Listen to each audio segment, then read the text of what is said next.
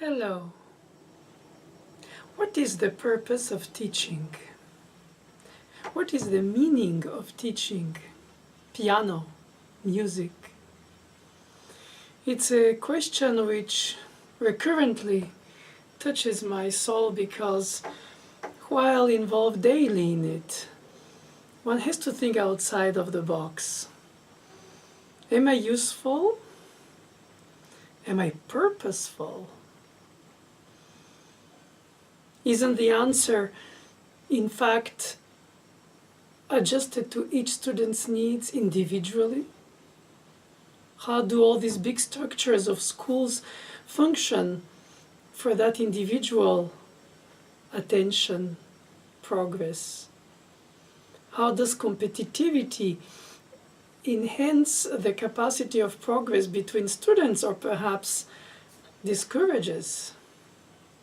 Hopefully not, but skillful knowledge is something that is part of the instruction. It's training an athlete.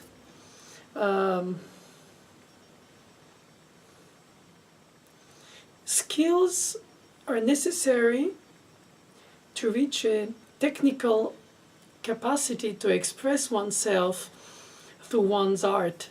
Then comes that unknown layer of the spiritual transmission. Is it the example, the just teacher's personal experience as an artist that perspires somehow like a flu that you catch? No, it's not a contagious disease to teach. It would be too easy in a way if only one can teach by example. One could speak also that of parenthood. And not always by example. Sometimes the famous saying goes, don't do what I do, do what I say.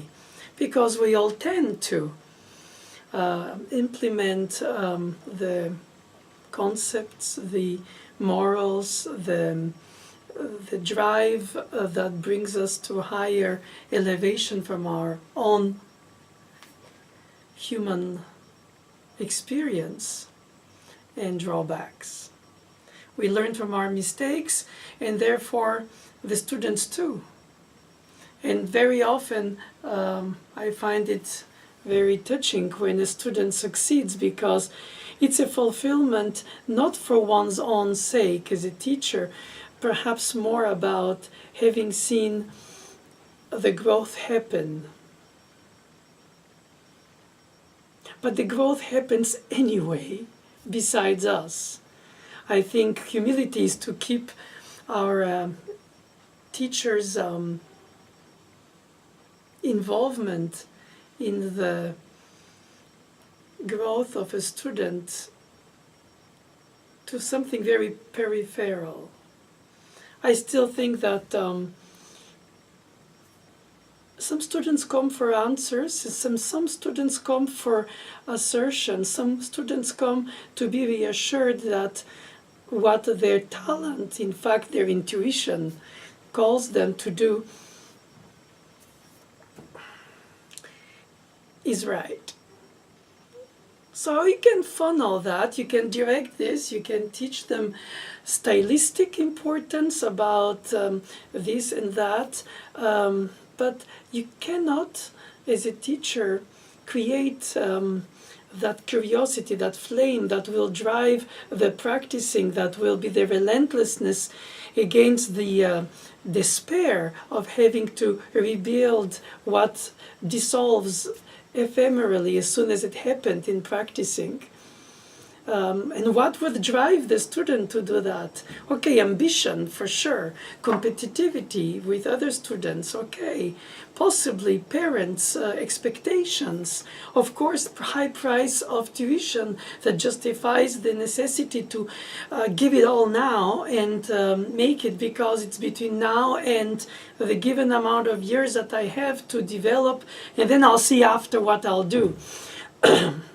even if the very logical thing is not to involve oneself in art, forms of interpretation, in this case of performance, perhaps even composition, improvisation, whichever forms of musical art that involves reflection, attention, and thoughtfulness, not entertainment, pop, accompaniment of movie music that is psychological, extra sensorial added fact to an action that already exists, or songs towards therefore lyrics which anyway speak of themselves, the meaning, and the music is there to quote it, perhaps to enhance it, sometimes even to divert it, but in any case not music by itself that calls for reflection, not for reaction, not for only entertainment.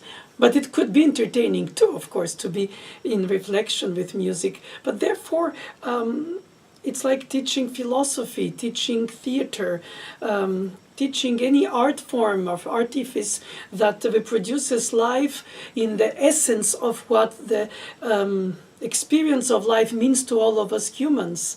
Hope, despair, love, hate, all the same, on the two sides of the same coin.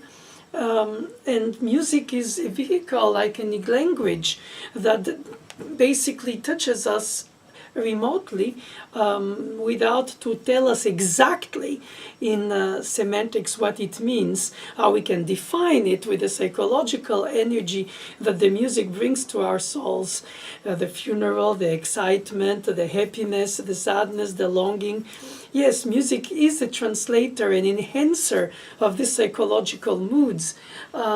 Very often the students who already started music, and if they had the luck with a teacher who taught them the skills of childhood for piano, which is essential, and to nurture while not only babysit, and at the same time seriously challenge while not being afraid of being disgusting the kid from the in fact arid facts, because music is a language, it has its grammar, and like any mother tongue, you speak by ear, but then you learn grammar to understand the structure of the phrase. Same thing in music.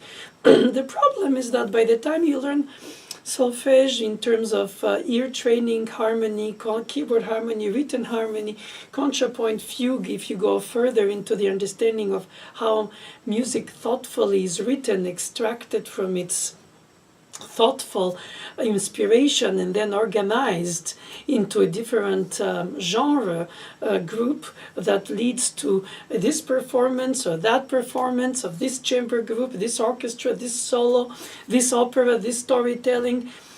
All this is a fascinating world which naturally is based on skills, but the skills are there to not replace nor complement, really. Perhaps complement would be right, the original intent, the original drive that we call talent, sometimes call it gift if you're believing in something supernatural, but perhaps in a certain way a drive that calls us like a appetite that we get for a form of undefinable meaning that satisfies our soul, just like we do for food to satisfy our bad tastes and of course our structure of our physical condition so we can survive. But we don't just eat to survive, we eat for the taste of the food which helps us survive. Therefore we are attracted to people by gender, by parenting, by family, by attraction, good or bad, strong or passionate, sometimes mild or not really involved, sometimes imposed, sometimes chosen, sometimes betrayed. But it is always a question of what drives us, what makes us curious, what makes us want to go wherever we do that we do. And of course we can accept the reality of facts of life and say, I should do this because this will give me a remuneration whenever art forms are not secure to give remuneration because so many are called for art forms expectations, and so few are the ones who reach that call in order to receive in return a remuneration from it.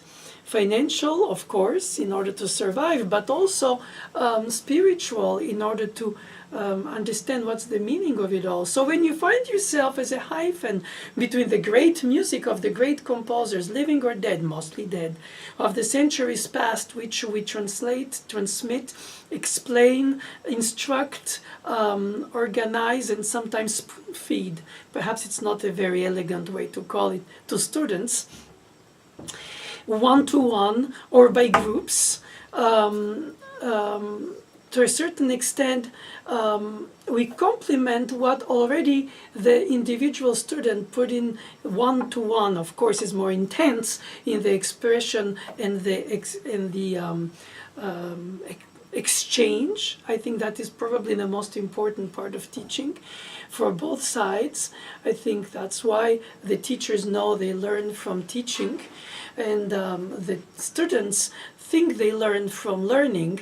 To a certain extent they do, but I think in a way it's like solace or reassurance or expectations that are met or expectations that are disappointing to some people who say, I thought I was made for this, but look, at the end I have to accept I'm not made for that, even if it was my dream. And sometimes that is very painful, and the teacher, I think, here has a very important psychological accompaniment to the student, meaning to be a counselor and say, on the great lines of things, I don't know if you're right to hope this, perhaps you will prevail even if now you're not successful. Granted, you don't have enough technique to prove yourself, but once you gather it, perhaps you will. Then you have to go through the funnel of competitions, of schoolings, of programs, and by the time you get to be a mid-adult life, you perhaps will start, and then people say, but by that age I wish to have already an income.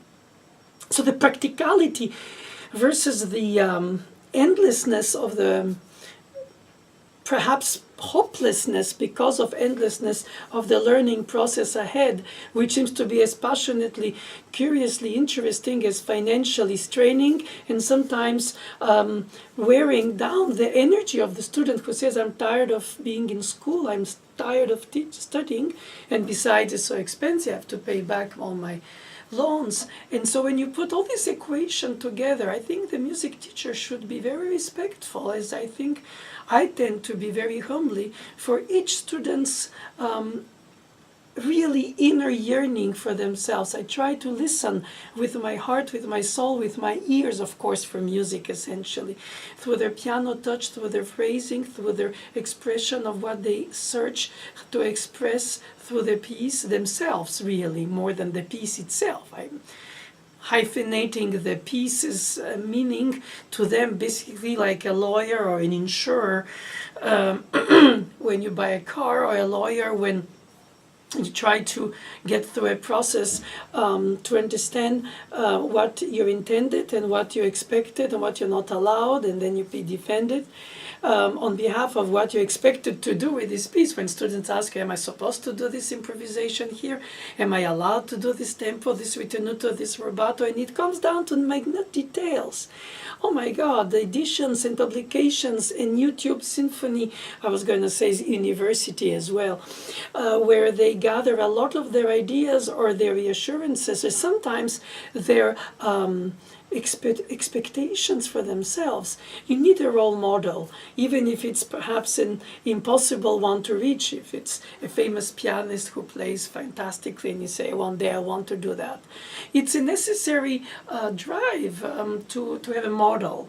And I think the teacher is not only the role model, the teacher is, I really think, the hyphenation between the great music we are to serve, they are to serve as students who will become eventually themselves teachers, and like children become parents, or if they don't, they become teachers.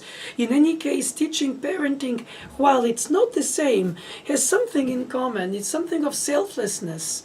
something of selflessness. Of course, it's not that selflessness when you get remunerated for it. Therefore, you can consider that it's an equal trade. Nobody considers it equal enough for their income, but the point is that there is something more at the end that, at the end, meaning in the whole experience of life that comes out of this, which is to say, I take time to vibrate next to the musical soul of the student and try to help them, or him or her individually, or them in a group. In a group is harder to be so individual, obviously, but that's again economics. But I must say that it's striking to find a way to understand where this talent that they have, for which they are here or there in the first place when they come to you, drives them, leads them. And if you think that they're going to go through turbulence, like they say in flight, then they have to be aware of it, and you can help them perhaps bypass these mistakes. Of course, you can think that pedagogically one should not avoid all the obstacles for the student in order for the student to learn how to deal with these obstacles. That's parenting, when you say you have to teach your children how to face problems in order to know how to deal with them. So you feel you've transmitted them not a solving of the problem, but a way of thinking how to solve the problem that will come ahead even beyond yourself, because we're not eternal, and therefore we hope that they will find ways to figure out how to behave within these troubles that they will have to face. And I find that it's very tempting to give a fingering, a phrasing, an articulation, a pedaling, which you think would function because it will give you more, perhaps, self-security on stage, that this fingering might be in this configuration of hand, and not all, of course, hands are alike, not all morphologies of students are alike, but if you identify as a teacher the alterity, how the other one is different from you, then you help them develop it, and you tell them, okay, I think for your hand this fingering will function better because it'll avoid that or this according to this or this. This position of the keyboard is in this tonality, it fits in one way, and the topography of the tonality of the way the keys are disposed for the other tonality in which we have to play, since the pieces are written before us and not for us. But through the instrument they implement a lot of things that are eternal, that mean hope and love and musical translation of these expressions. Of course, you can ask to exaggerate them, to ever express them more, to hold them back. It's like theater acting. You don't want to overplay, you don't want to underplay, you don't want to be the narrator, you want to be the actor, so you have to be the action. And when you teach them how to be narrator and actors, thinkers and organizers, conductors and performers of themselves, let less in group or with orchestra, but let's say individually, what is most interesting to observe is that when you can work with a student for a longer time period, and the student gives you their trust, which is the most precious, just like children give you their trust by obligation, since they come to you for it, since they didn't have the choice to choose if they do come, and when, and where. But nevertheless, students do have a choice. It's almost like surrogate parenting, and it's in a way it's a family by choice. But then again, this trust that they give the student, the teacher receives from the student, is something which I find it to be daily my greatest as a teacher task. How not to disappoint, deceive, not deceive because I'm not intending to, but not to disappoint the expectation, either because there are too many students to whom to give individual attention, and therefore it eats up of your personal energy, but that is part of the selflessness of giving for the teacher. And sometimes also not to relate too much on the student will figure it out. And so between overly spoon-feeding by the phrasing, the ideas of the detail fingering specifically, you want them to go through a path that you have organized for them so that they avoid most of the mistakes that you know they will have to face. Conductors sometimes with orchestras have this very limited time because of the price of a rehearsal, where they choose what to say to correct what they would like to implement for the group individually or as a group. But they also choose some things not to be said because they know or they think by experience that they get fixed by themselves through the individual musician's involvement through the, let's say, 3 or 4 rehearsals. So you cannot tell everything because then it's like spoon feeding, and you cannot either just stay in generalities and say, oh, just come back and you'll feel it better next time. It's something in between. And I think that a fine attuning to each student's individual level of intuition compared to knowledge. No matter how much you gather knowledge, the intuition remains with the knowledge in a certain balance. That is the most important balance, without which you could become more skillful than inspired, or more inspired than skillful. And if in the beginning more inspired than skillful is good, because that's how you get to go to school, to teachers, to studying, is because people accept you on your potential. But at some point you have to make up for your potential with your knowledge and skills combined, and therefore become then somebody who, besides only giving, sort of bringing questions in their performance of music, also starts to assert some answers. And I think it becomes a very interesting thing when you observe a student getting very intensely in connection with a certain level of truths, if that ever exists independently of subjectivity, but still with a given style, and you say, oh, this student plays better Rachmaninoff because he intuitively or she intuitively feels that language, expression, mood, music, and then finds technically a way to answer to it with their own, of course, physicality, since it's all individual bodybuilding experience, to play the things which are not written for oneself, like Rachmaninoff did for himself and his long fingers, but one can play Rachmaninoff with short fingers. So one can find ways to compensate this, or to organize that. If you play Haydn and you have long fingers and you feel, oh my God, it has to be all very much held inside because my fingers don't spread easily, like for the large chords of Rachmaninoff. So you don't adjust the repertoires to the morphology of the student. You don't teach, and you shouldn't limit the student because of their physical experience. You find that some things might hurt them, and then you try to make sure. I write a lot of piano technique exercises for my own students, tailor-made, to help them have independence of fingers, strength of individual finger, difference between wrist and arm, not to get stiff in elbow and shoulder, and how to organize one's organization of the body, extraction of the sound from the piano, or in the pianos in plural, since none of them are alike. The actions are heavier, lighter, acoustics change. Students are very sensitive to these problems, which in fact sometimes make them even more nervous because they're less comfortable on different grounds on which they have to step. They might slip if they're not solid, and therefore that's where the fingering and the touch control comes in case of, well, it helps to feel more secure even on uncertain terrains. But yes, the pianos are different, the pianists are different, but the pieces they play are the same.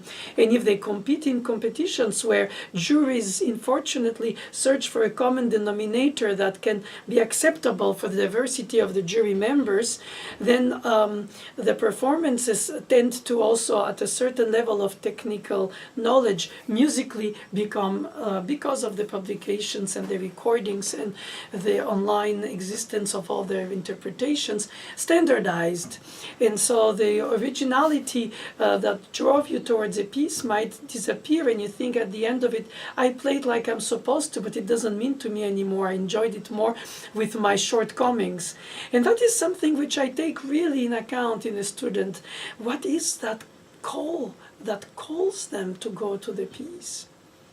By the time I shape their phrasing, and I don't pretend that I shape them, I shape the idea that they should have of the phrasing, because I think is the one that is right, corresponding to the style. But then again, within this, you have also tastes and experiences of different schoolings, and eventually of different ways of expecting the musical expression in different countries, even corresponding even to universal interpretations of repertoires that are universally performed, like Mozart, Haydn, Beethoven, Tchaikovsky, Rachmaninoff, even if they're Chopin, understood universally as these classical music, as they call it, even if it has 8-9 centuries or more of styles than just one classical style. But let's say that is the reflective music, as I like to call it, the one that brings you to think, that brings you to feel, that brings you to interiorize as a listener, that it means to you, just like a theater play or a good screenwriting, regardless of the acting, talks to you because there is some message that resonates with you, and therefore as a person, as a human, as part of the human experience. And I think that the performer becomes the vibrating membrane between the music that they receive, unless they wrote it themselves, and the audience for whom they played, who receives it and who needs it, just like spiritual nourishment. And of course, within the knowledgeable audience members, especially jurors in competitions, funnels that all students go through in order to prove themselves in performance career, that in fact they are in the correct style, but the members of the jury might not agree among themselves of what it is rubato in Chopin, what is the right tempo in Mozart before the invention of the metronome, which happened in Beethoven's time way after him. And so an allegro and andante is an indication of a general mood, perhaps pace, but not exactly speed, that students often therefore come to the teacher to ask, am I supposed to? How fast am I supposed to play it? Even if perhaps they have their intuitive understanding, but of course, as I said, they're also showered by the today's easy access of information for different people performing it before them. Therefore, they can compare and contrast before they come to the teacher, and the teacher is no more the sole person who defines the truth of the interpretation, even if they entrust him or her. And it happens to be that if they study longer with a teacher, they, like students do, as well as children with their parents, they learn the shortcomings of the teacher. Not all teachers every week, every month, every time they hear a piece say the same things. Sometimes they say contradictory things. That's very human, isn't it?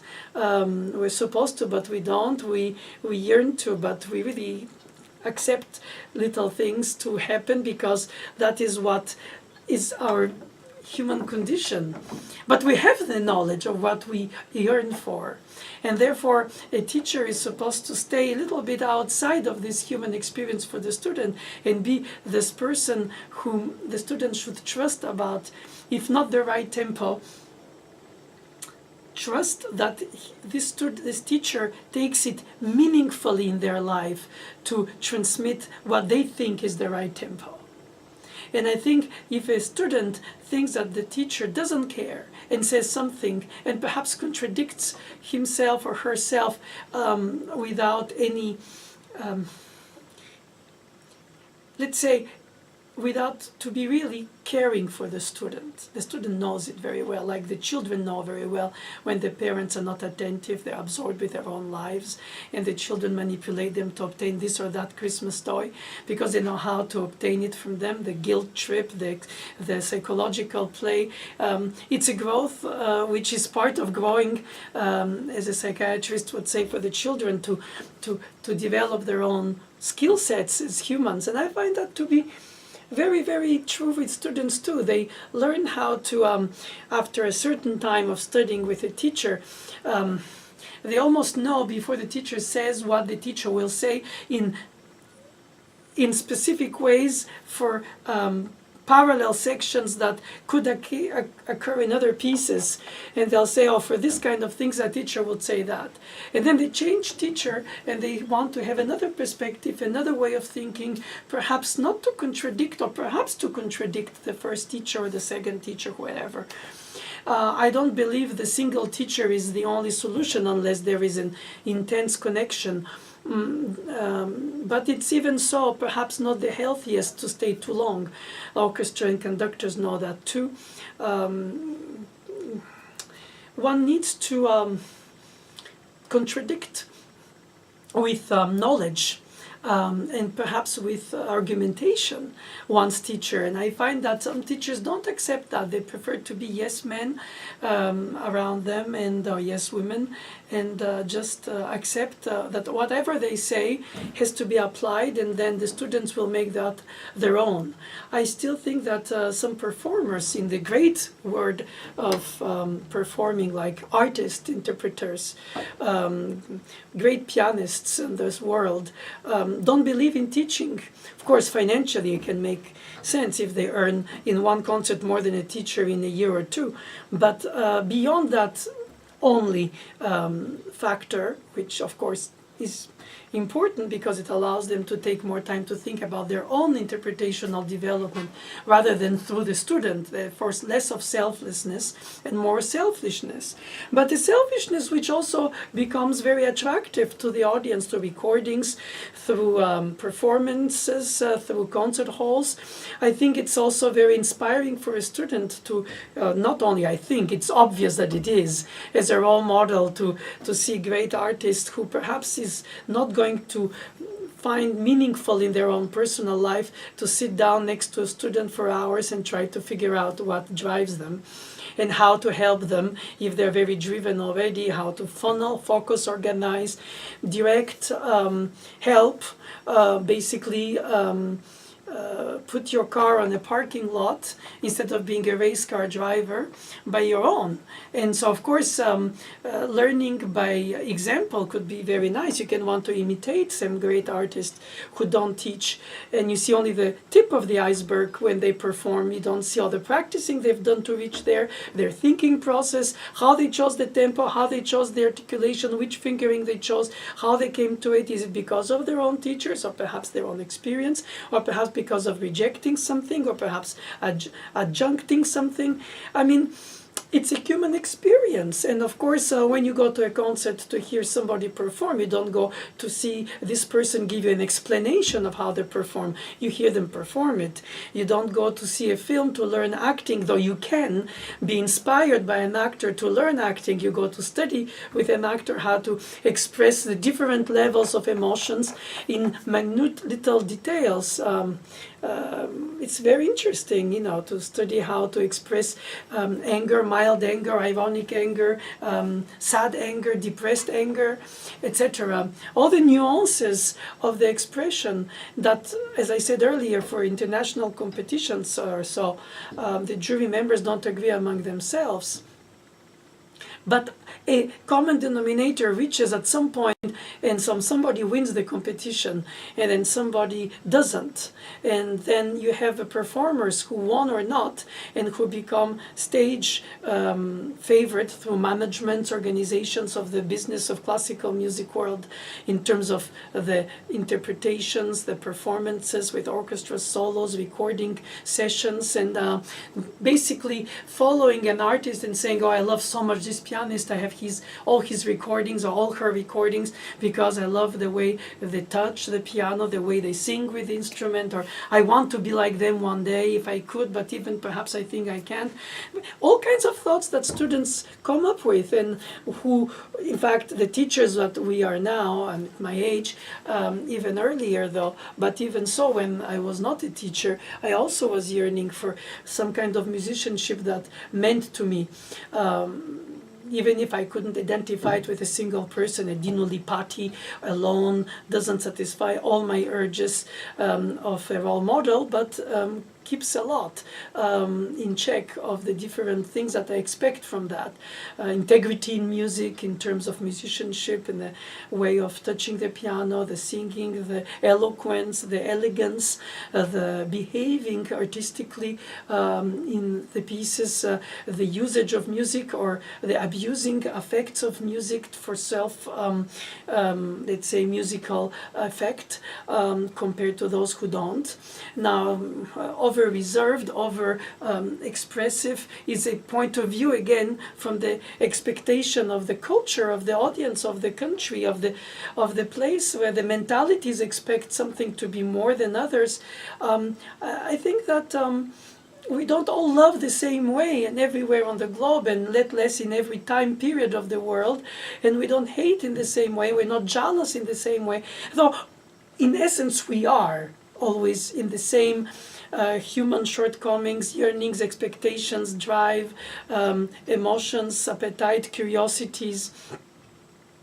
But of course, they take different forms according to the time periods and the technology and the expectation of what is long and what is short, what is expected and what is unexpected, what is impatience and what is patience.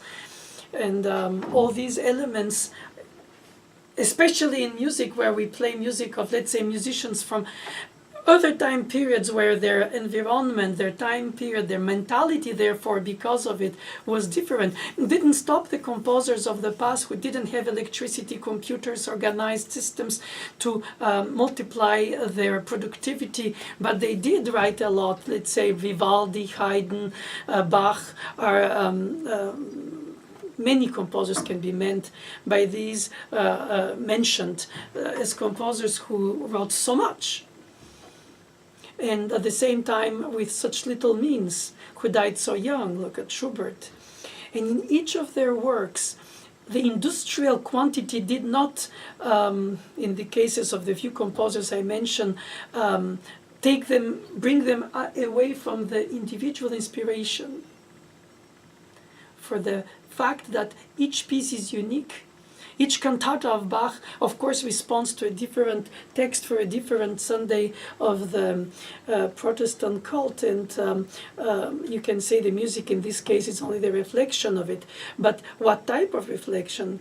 And how come every year he wrote for the same Sunday a cantata? It was different. Therefore, there are, in the fact that in the daily life it was exhausting to write a cantata on Monday to Wednesday, copy it to Friday, rehearse it on Saturday, perform it on Sunday, involve your family copying around, and you can think, oh my God, this is insane, seen from our point of view of, but then at the time, a position like Haydn's, who wrote so much incidental music for his bosses, we would consider this slavery today, or Vivaldi for the Leicester Harmonica Orchestra of the young girls who helped through church to obtain dowries in order through the concerts to fundraise for their future life when they were abandoned or being orphaned.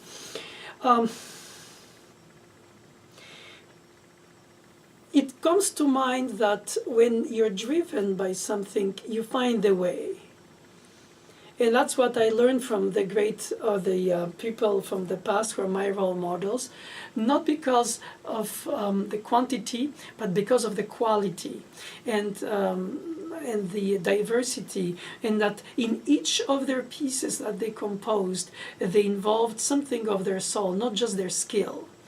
And therefore the technique for performing piano that is instructed and taught by school classes, competitions, and unfortunately sometimes international competitions, mechanizes a little bit the industrialization of piano performing, and the multiplication compared to a century ago of the schools of music through the world, Asia, Europe, Americas, everywhere, for classical piano playing, and the publications, scores, and available through the internet, more or less pirated, or anyway, there is a propagation of, there is a spreading of the piano skill learning, technique teaching, that has reached a greater number than ever.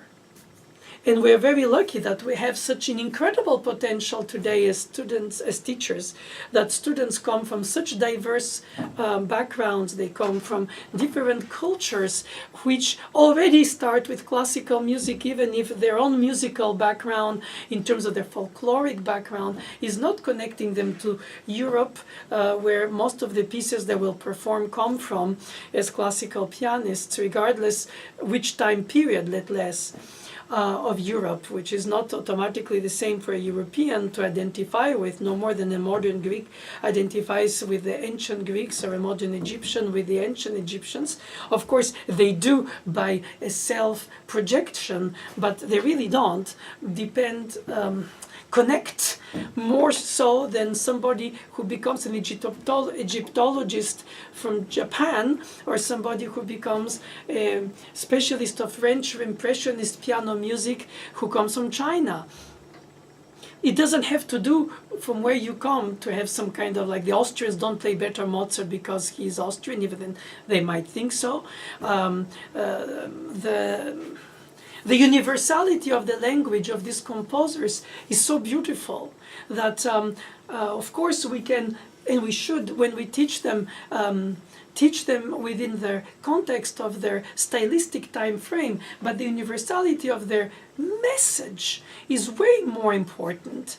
And of course, if somebody plays it jazzy and decides to play perhaps classical music in hip hop or Baroque music in jazz, of course some purists will consider it a betrayal. How dare you? You're not supposed to. This is a temple and we're supposed to worship it, classical music. I think that they're right, but they're wrong too. Because in fact,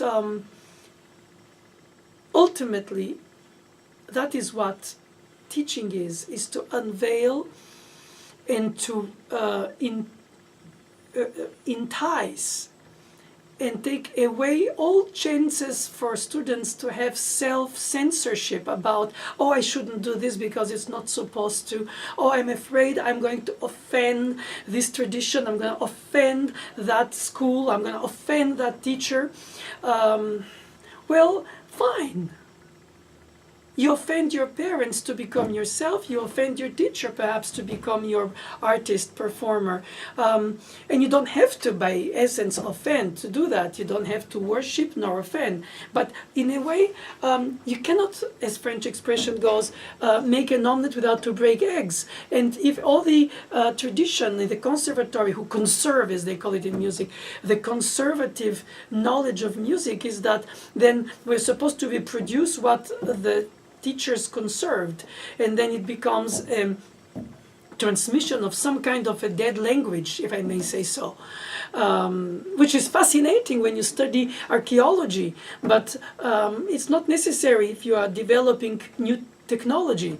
And so I find that the composers of the day of tomorrow, the performers of the day and of tomorrow, the interpreters of the day and of tomorrow, they have to be instructed and respectful and at the same time iconoclastic and being able to think outside of the box constantly. And if the teacher helps them develop this thought, then they can teach them the difference between forbidden and tolerated. It might be forbidden in this case because it's stylistically wrong, but it's tolerated if you try it in this case. And so you don't have to constantly chisel and shape the student as some kind of a cloning that you do of yourself and say, this is what I've achieved and I'm the famous teacher who knows and you're the student who doesn't. It's obviously not symmetrical. It's totally asymmetrical. And so I'm going to fill up your bag and I'm going to empty mine on you, and you're going to do something with all that in your bag, and then you're going to empty it on your own students, and so on. The chain will transmit this conservative knowledge of music that is, Chopin is supposed to be played that way, and Bach is supposed to be understood that way, heard that way, interpreted that way, on this instrument and not on that, in this tuning and not on this, in this order of the ornament, by the upper note, the middle note, the upper note. I'm making fun of it a bit because sometimes, as important as those details are within stylistic knowledge, just like archaeology means a lot when you can decipher something that you wouldn't be able to decipher unless you have the very sharp pointed knowledge about it, but you develop in the niche for that. Or then you can still think outside of the box and say, I still don't like the way people always play this piece, because to me this music means this or that. Regardless if the teacher or the jury or the whoever is the person who's supposed to judge the student or give them the funnel through which to go further in their professional life on their path, they think perhaps they will misunderstand and they'll think this student doesn't get it, it's wrong, is stubborn or is lazy or is driven but lazy, or is very driven but not enough perhaps motivated by what really matters, and they get to lose themselves in details that don't matter, and I have to help them find their path and find the meaning of what they're doing. All these thoughts I don't put easily in words, since English on top of it is not my first language, but I try to translate it through my, well, of course English is the language most people speak in the world, which is why I do it in English. But it's also because I would like to share with all of you, and each of you as well, a teacher's thought process, taking very seriously, very honestly, very humbly, the trust that the student brings when they come to study with you for that or this given time period, either because the schooling, either the tuition, either the private lessons, either the capacity of the student to think that through longer studies with this given teacher they will develop more what they hope. And because of that uncertainty in time ahead, which could be 2 months, 2 years, 20 years, or never, but there is the drive, the hope of the student that you don't want to disappoint. You don't want to give them false hopes, but you don't want to give them either carelessness and say, oh, anyway, I went through my own mistakes and I learned, they'll do through theirs. It will teach them right to learn by their own, because this way they'll be better shaped for their own experiences to come. And I think that to a certain extent that has value as a teaching tool, but I still think that, and that's why I wanted to share with you this today, what is the purpose of teaching?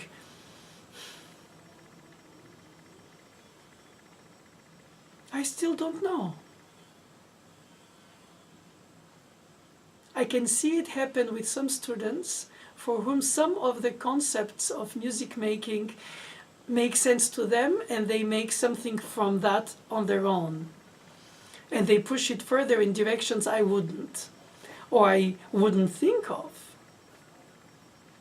But I'm perpetually in contact with new eyes, new souls, new ways of looking at the old music, which still is a gift that keeps on giving, as all music is.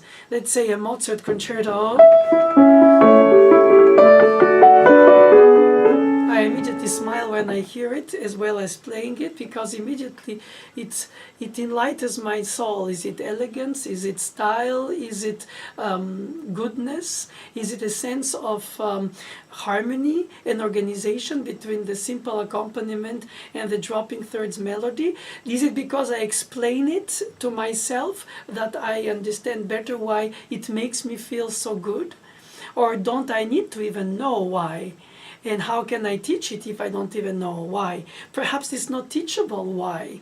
Perhaps the student anyway feels their own way why. And they don't need me to explain to them what the music means and why it makes them feel the way it makes them feel. That's what the spoon feeding is sometimes, which I personally don't subscribe to. But to a certain extent you have to explain some things, even if some great performers think, oh, I don't believe in teaching, because in a way they believe only in the teaching, I guess, by example, because inevitably people who come to hear them, if they're pianists and they are pianists, they would be inspired and they say, I want to play like this piece with like this performer that day. And sometimes they combine the piece and the performer in one, and they think, oh, he's Chopin or her Schumann, performance as if it's theirs, or they embody it while they play it, or they inspirit it while they play it. And you think Julius Katchen's Brahms is the one that I want to play like, is because that's what I think Brahms is. But it's a very subjective point of view, you might say, but I prefer this and this other. And it's fine, and that's right. Students have to have role models. Role models don't always teach. They inspire. Sometimes teachers don't inspire enough, or perhaps they are drawn in details in order to organize all this performance of it. So the skills-based teaching overtakes the meaningful teaching of what makes you as a musician, regardless if you're the teacher or the student, vibrate to the music and say, this is it, this is what I want to do. Regardless, it's not going to pay enough. I need to find a way. I have to go through this because that means to me. And I want to have a purposeful life. I want to have a meaning of it. So therefore, I have to find a purposeful teacher who will take attention and attentive energy to help me develop this. And if I feel that the teacher involves himself in my development, then I feel like it's like a parent who doesn't only tell you when to cross on the road in order not to get run over the car, but also tells you what is the meaning of why you want to live, and not just to survive. But you need to know how to survive, how to escape the predators, how, like animals do, how to escape and survive by your physical growth, and then of course your emotional growth, your intellectual growth, your psychological growth, the purpose of your place in family, in society, in competition, in profession, in competitivity within the profession. Everybody needs to prevail, organize, drive, reach their goals, even if they are only financial or just the ambition. The sheer ambition is an incredible drive, and I think students do have that, and I think it should be not well, it can be shaped, because sometimes ambition alone becomes very painful for the student. Ambition is it's a drive, but it can also become a disappointment, because inevitably there are times where students have to face failure. Of course, one always says, as a coach or a trainer in sports, you learn more from your losses than from your gains when you win. That is true, but psychologically it's also necessary to find answers through the path of success. And if you feel like no matter how much you apply yourself, perhaps the wrong way, perhaps not the organized way, perhaps not enough enduring way, not perhaps with enough resilience, perhaps one is more not enough, but perhaps not, well, lazy for once, or perhaps not enough driven to practice repetitively for others, which is not appealing by itself. Whatever the reasons, how much needed practice, how much practice is needed to reach a given point is the ambition. And if you don't reach the point, then you can give up. And in order to not give up, you have to find other ways to fuel the energy of this ambitious drive. And that would be, of course, to win a competition, or to graduate from a degree that is challenging, to prove yourself that you can, to be afraid that you might not, and to find ways and teachers to help you climb that ladder. But ultimately, you step on it. You cannot have the teacher step for you. The teachers don't have remote control. They shouldn't have it, at least even intellectually, emotionally. You don't clone students, you help them to become themselves, but they already are themselves. And so it's very, very delicate balance between overwhelming them with your experience, or just giving them enough of your drive, and they see you as a performer when you perform, not as a teacher, but just the musician who you are. And they realize that besides your concept and precepts as a teacher, you also apply it to yourself as a performer. Perhaps not perfectly. Not all teachers are great performers. Therefore, most of the great performers are not great teachers too. What makes a great teacher? That's the purpose of that whole thought process of mine? I don't know. Probably depends on each student's yearning, and if it meets it, then you are a great teacher. Or at least a good teacher. Or hopefully a useful teacher. And finally, ultimately, very humbly, a nobody teacher, because when the student becomes a great artist, and not all of them will, but some might, and you hope so for them, if not, you don't have a purposeful hope as a teacher. But let's say you find the potential in the student, and you say, oh, but there are conditions for the student to reach this great point, and if they don't apply these conditions, they won't reach it. And you know it because of experience, but they might reach it through another path. Regardless, they might not reach it at all. And then it comes to chance, opportunity, personality, activity. Their talent isn't always enough. It's also to do with their personality, how they're liked or not, in which circles they will fall, and which circles will promote them, and some circles will push them down. There are a lot of traps in life until you get from point A to point whatever it is, B, Z, D, E, of their success. And when they become successful, of course they don't have to explain who was their teacher. When you look at the great artists' biographic notes on their websites, on the programs of the performances in great halls or whatever, they always enumerate all their successes, their performances, with which conductor they played, with which orchestra they played, in which concert famous hall they played, which festival they were invited by, to show that they are part of the people who matter, therefore who are invited in the important places. So all to display through their biographic paragraph that they have legitimacy to be playing this concert today for you. Credentials. But at the end, sometimes, or very shortly and sometimes not, they write who they studied with, and they enumerate teachers or schools, but not always. And in a way that is like children when they grow up and they become adults. You don't only know them by who's their parents, you know them for who they are themselves. And that's when you meet them professionally and emotionally and perhaps intimately, and you develop with them a relationship of one or different ways, and you develop. And so, of course, we know that we come from somewhere, therefore, inevitably, we have parents and possibly teachers. Some students learn less from a teacher than from others. Perhaps they don't need teachers really as much as some other students need more. Every individual musical drive of a student doesn't have the same necessity of a teacher for the same amount of teaching or for the same type of instruction.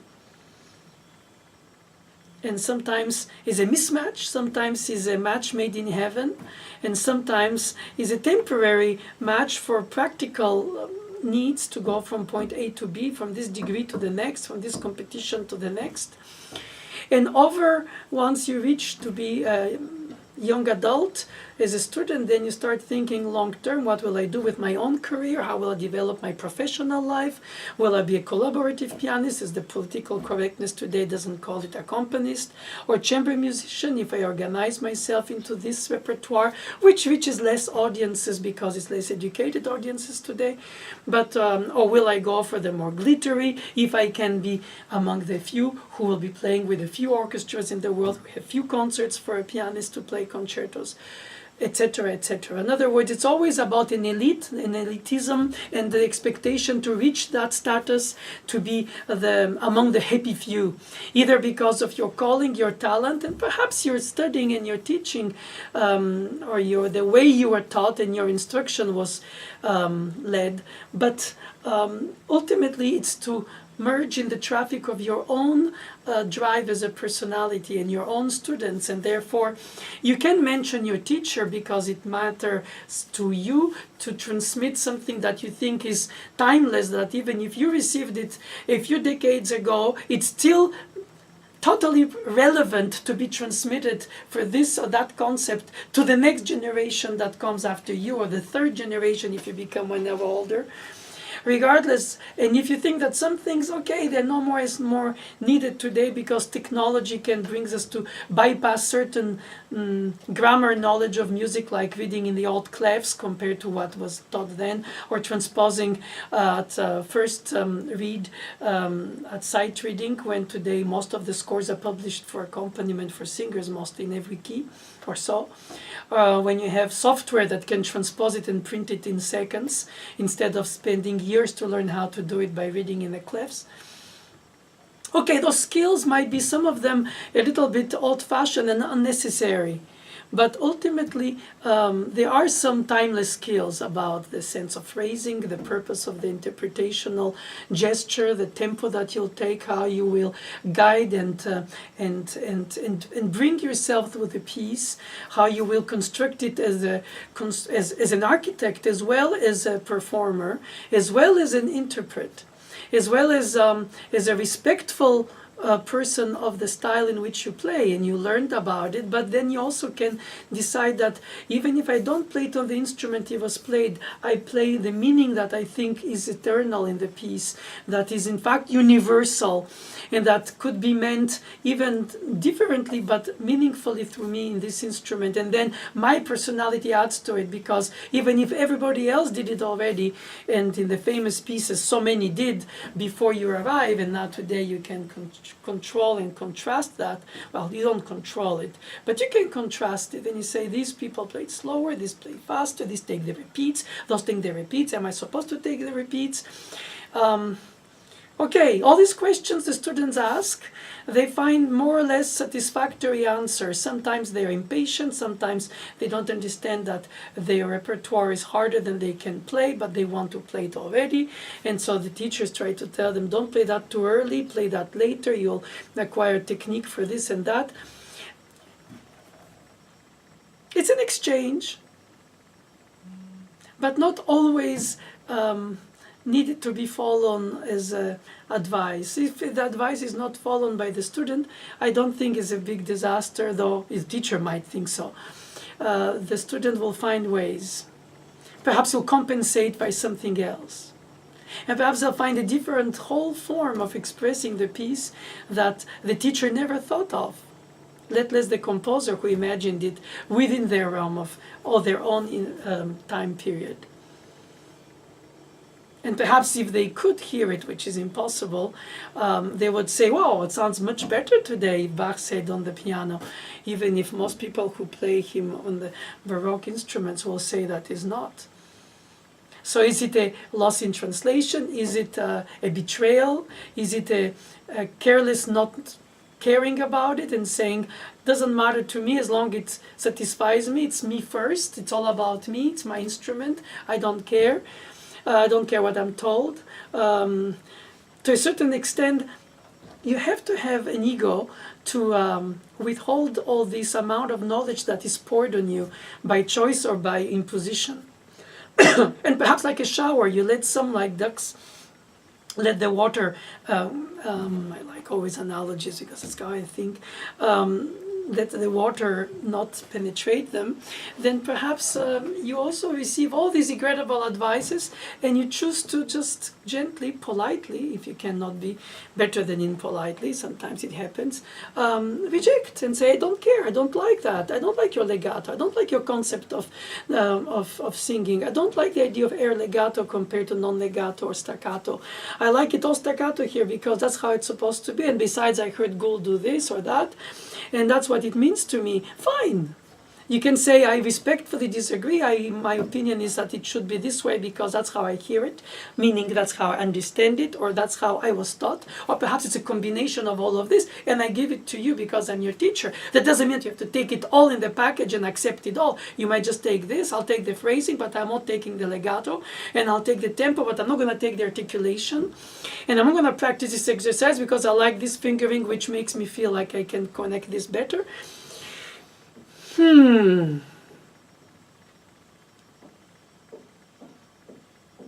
All these thoughts are like rainstorms in a glass of water. And you spill the glass of water and it's all gone. Ephemeral is a performance. Ephemeral is a practice. Oh, how many times have I heard students come to my studio and say, I just played it so well in the studio. And wow, and I cannot do it again. It's like painters who have to repaint their paintings every time as if it vanishes from the canvas after the exposition is finished. That is something pianists have to face, like the sun on the ice, or perhaps the sea on the sand castles. All my numerous silly analogies. But to prevail, one has to be not only driven, but also persistent. And if one sees that in the teacher as an example, by persisting and saying, okay, it's almost there, but still not.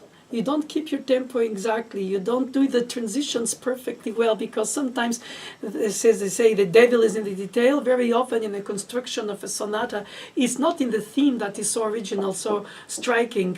It's in the transition that you have to do the merging in traffic, how to organize your tempo transition, and how to drive yourself through the GPS of your knowledge of the piece, or your understanding of the piece, or perhaps your rejecting of how the others understand it, or even of your own previous understanding in life of the piece, because you travel. It's like a companion who reveals himself to you. Says, music is a gift that keeps on giving, even if surprises us, bites us, and reveals itself to us like a sunshine, perhaps like a rainbow after the rain. And you play a piece you always played, and for so many decades, and all of a sudden it reveals itself for an aspect you've never thought of, and it just makes you innerly smile, a smile of the heart, of the soul. Thank you for receiving it. Thank you for allowing me to serve it. It gives a purpose to the moment of my life. If it's long or short, I don't know, but while I am doing it, it's meaningful. And I want to translate that into my teaching, because I think sometimes students get overwhelmed with the detail and not with the purpose. You have to keep the balance between the whole and the little, the detail and the whole. Help them, guide them through these,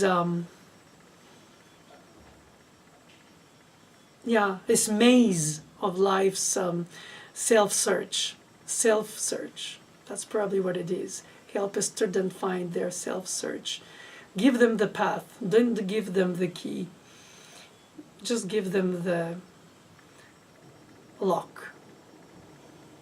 Explain them the lock. Don't lock them in the lock either.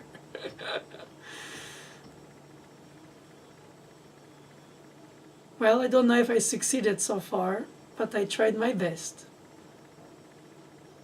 And I enjoyed sharing with you my thoughts, doubts, hopes about what's the purpose of teaching. Is it teachable? Thank you.